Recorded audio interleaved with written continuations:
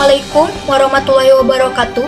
Tepangkeun wasta abdi Sintia Tanuwijaya bade ngadugikeun warta perkawis perbaikan jalan di Kecamatan Bumbulang.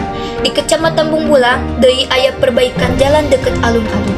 Perbaikan jalan ieu bisa nepi ka sabulan sabab aya sababaraha hiji acara di alun-alun jadi perbaikan jalan ieu ditunda. Mung sakitu anu tiasa kusim kuring didugikeun dina acara ieu kirang langkung mangga hapunten. Wassalamualaikum warahmatullahi wabarakatuh.